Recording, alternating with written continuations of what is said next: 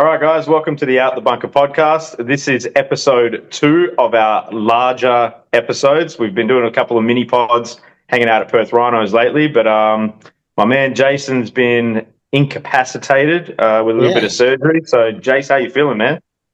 Yeah, body's slowly getting there. Recovery's on its way. I did 2 full sit-ups today, so I am officially a better athlete than I was before I had surgery. That's 2 more than I did, I'll tell you that. It's a slow process, but I just got to be patient. And I think I'm 2 weeks away from getting back to training and getting back to golf. So, yeah, just letting time do its thing.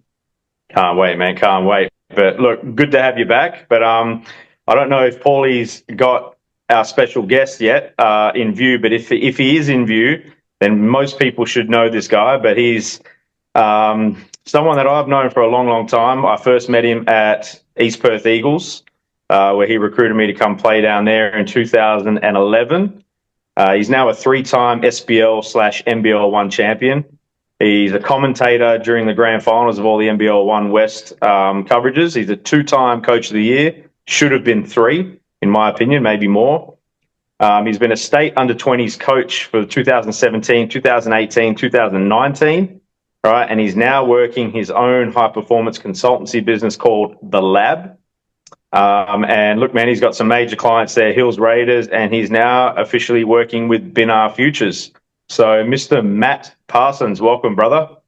Hello, boys. How are we? One hell of a resume, my man. One hell of a resume. Hey, one of the best in WA, man. You know what I did do today, Jace? I actually did half a sit-up trying to reach the remote control at one stage. So I know how you feel. I should just come for your job. Yeah, and that's still more than what I did today. Right, so I'm officially the fittest person in this conversation right now. By a long way. Hey, look, man, but to add to that resume, because I kind of forgot to say, look, all that basketball stuff and all that is great to have, but most importantly, you're an amazing human being, man, that's grown, morphed and developed your specific skills over a large amount of time. And look, that's something I can attest to. I've seen that growth personally, firsthand. So look, man, congratulations on all the success. I'm so excited to see what you're going to be doing now. And that's kind of where I want to take this conversation. So, you know, your career's spanned over many, many years, many generations. I mean, I'm making you sound like you're 60 here. And I've seen some amazing changes through the basketball world and just the world in general. I mean, right now I feel like we're sitting in COVID because we're doing things over a screen. Over the Zoom. Yeah, over Zoom. But how's the change and everything impacted your growth? Mate, it's a fair rap you give me too there, DT, which is great. But look, I think life, it's just changed in general. Everything we've done has changed, and the way we connect with people. I think the importance about having gone through that pandemic stage is that you have to remain connected with people, and it meant that relationships became at the forefront of everything. So, even in the lack of touch points with people, technology like this is a really good way to do things. And you guys have hit a pretty big market now that you're able to actually have people in Perth and internationally, and it's a great recognition from you and your podcast, which I do watch and do listen every week. So. Good man. There's been a bit of a stall for a couple of weeks, which I was being a bit disappointed for. But mate, it's great. It's good that you guys are doing this, and I'm excited to be a guest on it. That's good, man. So I guess for me, like when we talk about being able to connect with people and things like that, COVID, you saw so many people, and I mean, just take your minds back. So many people who were not able to go visit family. They weren't able to go to funerals. That was the big one for me. I just couldn't believe that when you cast your minds back, like some of the craziness that went on. I mean, what were some of your experiences during that time? I know you're a big family man, and I know you're connected with lots of people. I mean, what was that like for you? Yeah, look, it was tough. It was isolating. I think everyone went through it. The lack of connection means that, just that lack of human element. And I think we strive for that every day. We want to have conversations with people. We want to be able to have a chat down the street, or if we go to the shop and stop and chat. And those things are really quite humbling when you can do that naturally, and you don't have to, I guess, force it. But during COVID, everything was forced, right? Relationships were forced. You had to go out of your way to have conversations, to reach out, to check in on your people. 3 kids who want to be outside all the time. You've got to only go out at certain times of the day. Look, it was different, but I think as a society, it's changed the way we've done things. And I'm pretty excited. But yeah, look, there's a lot of things that can be done now. There's meetings. I mean, I don't know about you guys, but people still haven't yet, gone back to the office full time. It's still a lot of remote work, and it's probably for the better too, because it's probably improved people's mental health. It gives a chance for people to actually take some time to themselves, because look, it's a pretty crazy world. We all need a time out every now and then. But I think it was tough, and I feel for those families that went through some pretty horrific times. But on the other side, and we've all felt and dealt with it now, and people still. I know people now who have COVID this week. It's still hanging around. So yeah, but we've just learned how to navigate it differently. And sport was interrupted, and sport's the greatest connector. I mean, it's been my whole life. It's been Dan's whole life. Jace, it's been yours as well. So, but the reality is, you don't want to take that away, and you still want to put a version of that out. And we were lucky during the COVID that we were able to still play. The West Coast Classic was a pretty good example of, I guess, when you can put control methods in place, you can still have some sort of competition. And basketball WA are pretty flexible, and we're able to put some form of branding on the floor, which was good. Yeah, and look, I mean, for me and Jace, we were lucky. We play a sport now. Obviously we're both disconnected in terms of insane amounts of basketball. We still play here and there, but we were lucky to play a sport that you were still able to play. Some sports were shut down completely. Like, we were lucky we went out on the golf course, and social distancing is like a normal, because very rarely do most people end up in the same position. Even if we wanted to, we couldn't have played in the same positions in golf courses. Yeah, we very rarely play what they call cart golf, where you both end up in the same spot. So normally it's me hopping off and Jace going somewhere else. But I don't understand how you play golf, Daniel. You were one of the angriest basketball players I've coached. No, wait, angry. Emotional. And golf must be the most emotional sport going around. Yeah, that hasn't changed. Hey, hold up, Jace. Hold up. Don't put that on me, Jace. Who's the one that needs timeouts, man? No, that's me doing it internally. You explained to Parsons. You explained to Parsons what our rule was. You explained to Parsons right now. You can even use the word, because you're allowed to. You explain. I don't know what you're talking about. No. No. So, because I mean, fair enough. We're both very competitive, and if I'm not playing up to the standard that I'm, I guess, expecting to in my own head, it's probably a bit different now that I've done actually a bit of work on the mental side of things. But before, when I just let my game get away from me, my way of handling myself was just, I would say to myself, I'd take a deep breath and I'd just be like, nigga, breathe. And that's all I'd do. And then if we had a cart, I wouldn't be in the cart. I'd walk to the next shot, and that'd be my chance to, get it out of my system. And then I'd hit another shit shot, and then I'd have to breathe again. Just start all over again. It's a cruel cycle. Yeah, man. So just in terms of like the basketball growth, and I guess the way the game's changed, I went through a very, I guess, early phase of where it's changed from, like, when I was still playing, my favorite shot, the mid-range shot, right? So that game changed. That started to change around that 2017, 2016 era, where it started to go into that key and three era. What did that do to your coaching? Like, how did that impact your coaching overall, trying to change, I guess, your strategies? Yeah, it's like anything. You try and stay ahead of the trends. Like, I think every game, and if you look at the jump shot now, it's actually back. Mid-range jump shots on trend again. Like, you could probably still play, and all of a sudden you've got this weapon that not many of these people have, or these players these days have. So it's watching a lot of basketball. You're trying to figure out, okay, sometimes you get lucky and you'll predict the trend, and you might run some motion sets before the next person's doing it. But look, 3 and key is, capitalizing on percentages. It's analytical.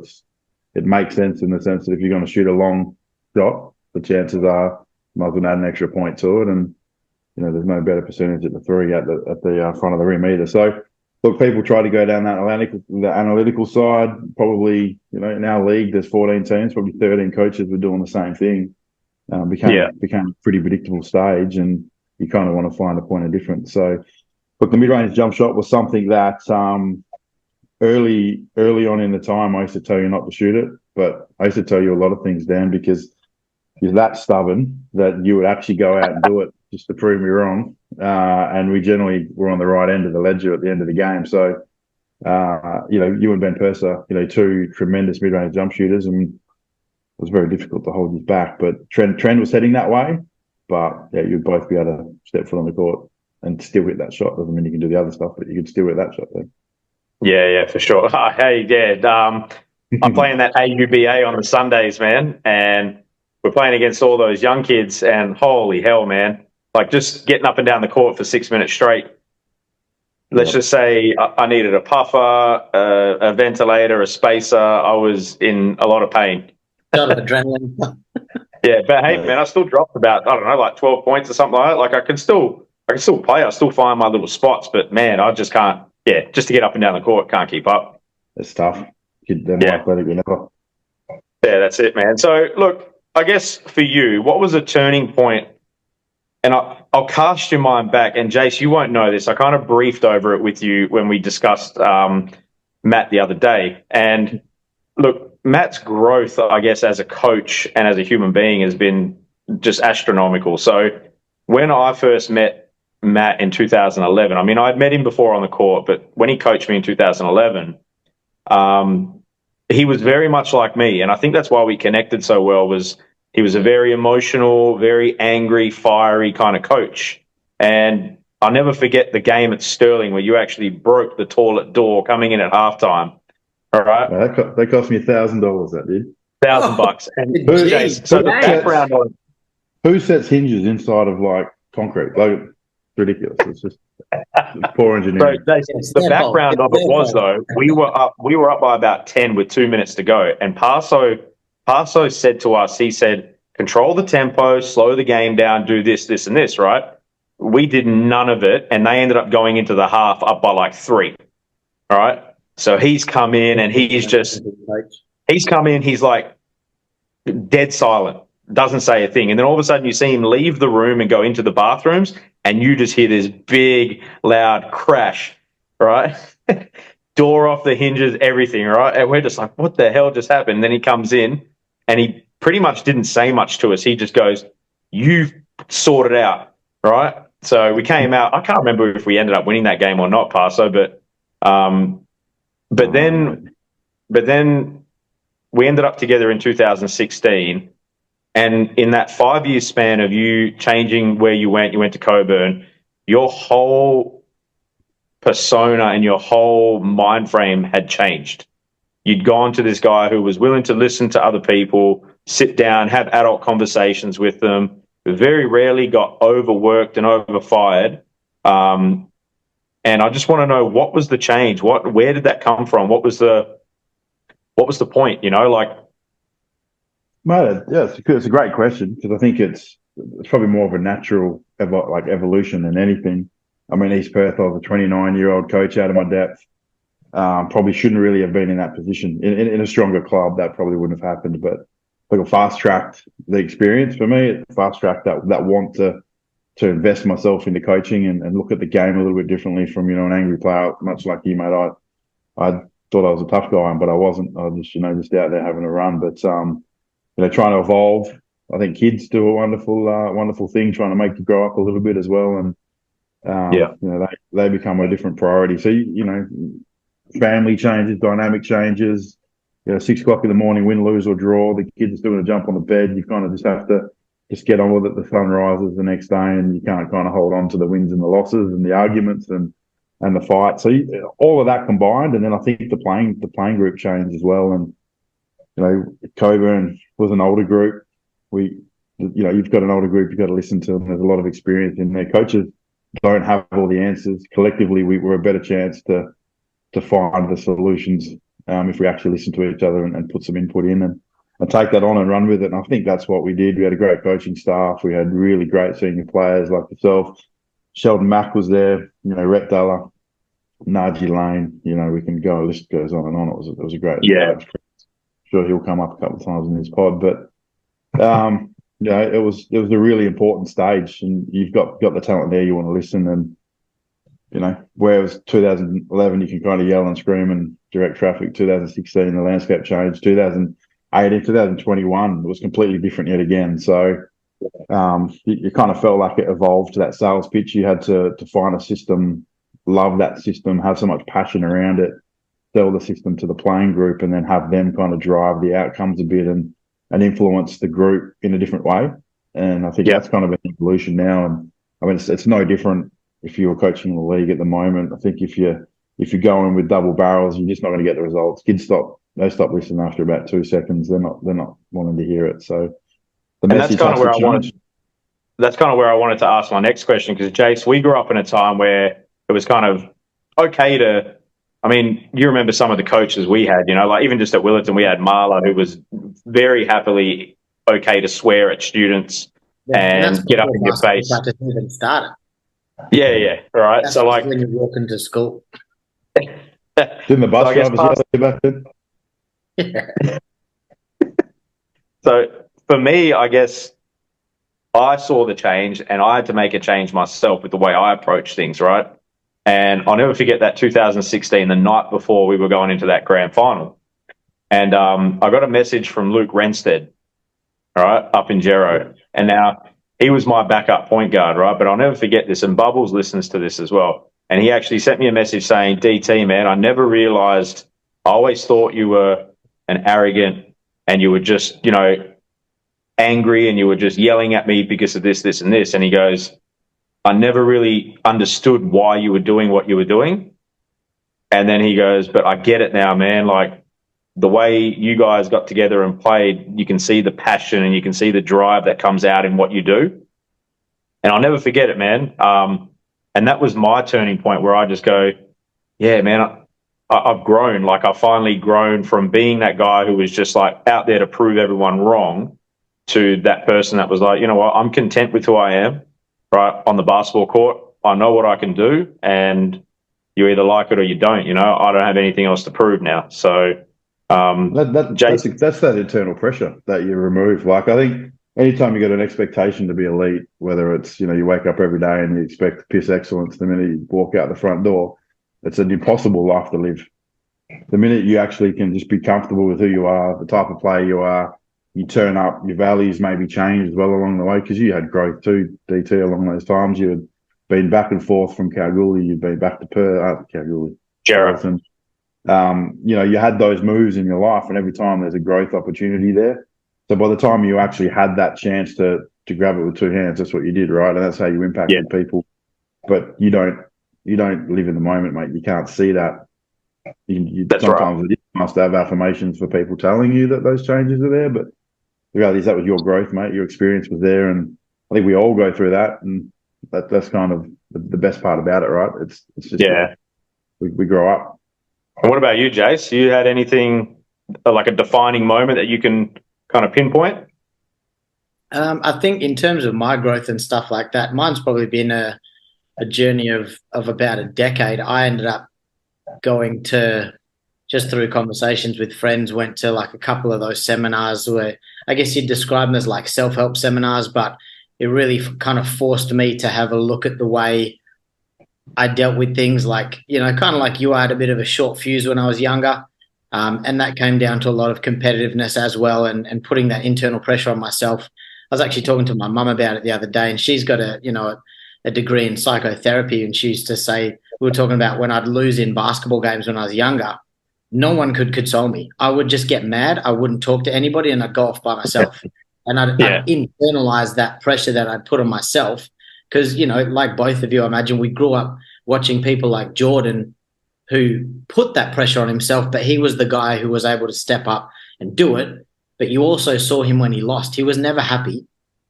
And it's almost like he wasn't overly happy when he won either, unless it was a championship, right? He expected it. So, he just was meeting his own expectations. But when you fall short of that, you get angry, you get frustrated.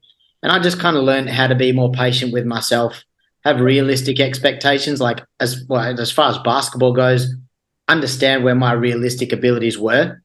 And if I exceeded it, that's amazing. And I'd celebrate the wins as much as I hated my losses. It's happened with golf. Maybe so over the last 10 months, I've become a lot more calm. Like I've listened to audiobooks about mindset and, again, realizing your expectations. Like I'm not a good golfer by any standard. So to go out there and expect to play like Tiger Woods is stupid. I'm going to be disappointed every time I get on the golf course. So You dress like Tiger Woods, though. I dress like the guy, but Yeah. you know, Timu Tiger. you know, to Matt's point, in my mind, I wake up and expect to piss excellence to what I know I can do. So if it's comedy, as soon as I get on that stage, in my mind, I'm going to smash that set. I'm going to destroy that gig and kill it. If it's golf, but you do most of the time. Yeah, and that's where my ability lies, right? It doesn't lie in golf. Yeah. So that's when your I play experience golf, too, right? hey? Like you've championed that skill set to be able to get up on stage and have that. Like you've earned the right to have that confidence. Yeah, and I've put the effort in. I've done, some of the work to get there, but I'm also naturally gifted to do that. I'm not naturally gifted in golf. I have to take lessons to know what the hell I'm doing.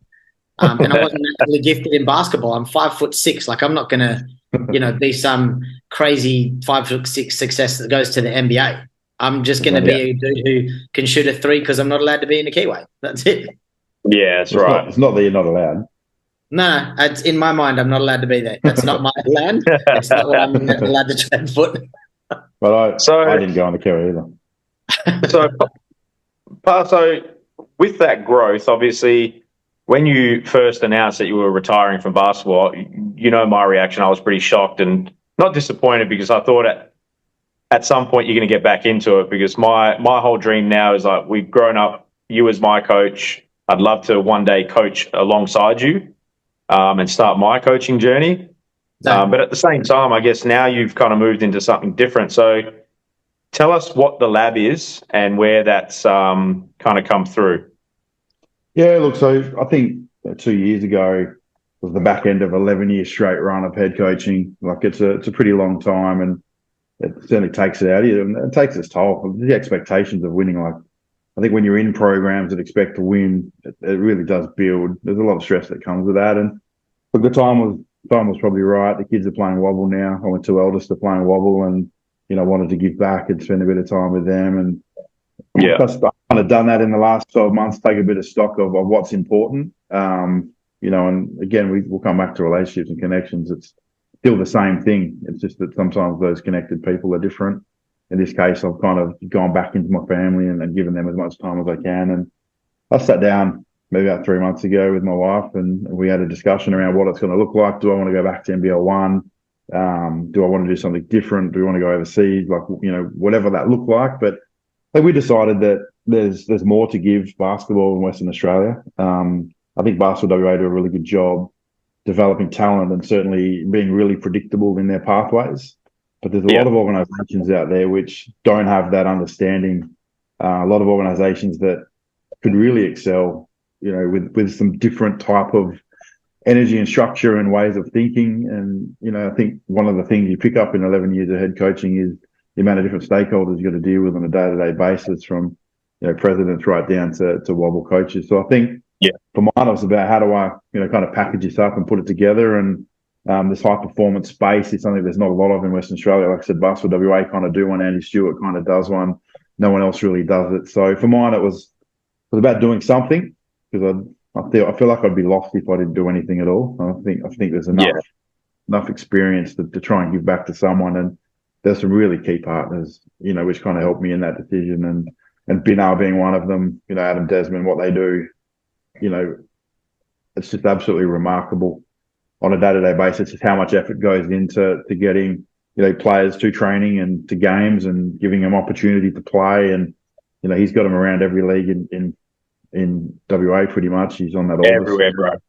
And mate, I've been lucky enough to be in there about a month now, and I've seen some talented kids that I've never even noticed before, who I'm just absolutely flabbergasted that they're not in an NBL 1 system or even in a D-League system or a wobble system. So I think there's an opportunity now for me to get in there and do some work with them and teach them early concepts and try and get them to bridge that gap and get your Johnny Knuckles into the NBL, or kind of, find out, what those conduits are to making the jump for some of these kids and some of the opportunities. So look, it's exciting. There's some huge opportunity and potential coming for Indigenous basketball in WA and Australia in the next couple of years. And Bino are going to be at the forefront of that. Like, they are national leaders in what they do. And Yeah. It's somewhere you want to be around. The community is a special place to be. And on top of that, Hills Raiders are the same. They're a fantastic basketball club who have an aspiration to be in the NBL one in the next 2 years. They kind of need some help in how to get there and the pathway to do so. And I feel like that's the experience level I'm sitting with, and very fortunate that I've got some amazing partners for the business to really start with. And I think they're two really achievable opportunities for my business. And if it works, we can kick on with it. If it doesn't, but I might end up coaching with you as my assistant one day, DT. You just never know, mate. Yeah, look, man, the only thing that's ever held me back is just time. I don't think people realise the amount of time that goes into coaching. Like, it's more than just playing. I can rock up 15, 20 minutes before practice, not in my later days, but when I was younger. All right, I needed an hour to warm up when I was older. All right, but you'd rock up, you do your practice, and then literally after practice, you get in your car and you go home. You guys...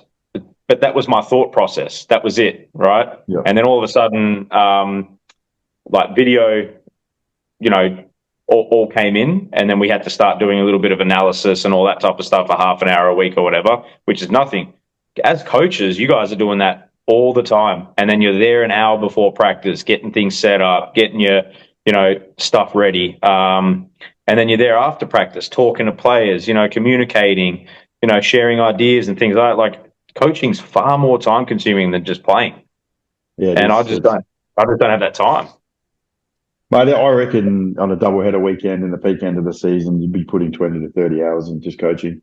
Yeah. Whether that's developing a scout report. Job. It is a full-time job, yeah. And you do it. Most people are doing that on top of their full-time job, because coaching's a hobby at the end of the day. It's not a monetized thing. No one's getting rich. Wasn't for Parsons. He was on about 30K, man. That dude was just... No, mate, I wish. No. You look at basketball, for all the professionalism that has changed in the last 3-4 years since the addition of NBL one. That the money side of it, albeit like there's a lot of rumors out there about a lot of money. There's more money for more people, but unless you're right at the top end, there's nothing to make out of it. You're doing it. Yeah, man. Yeah, look, man. We'll cut it off there because we're going to be heading into, I guess, part 2 due to time constraints on Zoom. But truly appreciate both of you, absolute legends of human beings, coming in, and appreciate all of you. I haven't been at work for a month, bro. Yeah, that's because you hurt your freaking... You had a... what'd you have? Hernia. Yeah, hernia surgery, man. So that's because you're playing. You're working that pink hoodie. You're working the pink hoodie too, Jess. Dude, it's not even a hoodie. This is from Shein. I love this setup. Got matching track pants as well. I like the full thing. Oh, man, I was about to say, lucky you had pants on, dude. Sweat. It's just, but yeah, truly appreciate you, Parso. Always love Thanks for coming on, heart and balls, and always ready to cross the street for you, bro. Heart and balls, mate. Love it. That's it. All right, my man. Much love to you both, and please make sure you like, share, subscribe, and pump this out as much as you can, just to help out some local people. But we'll hear more from Matt Parsons in episode 3. Sounds good. Thanks, boys. All right, lads.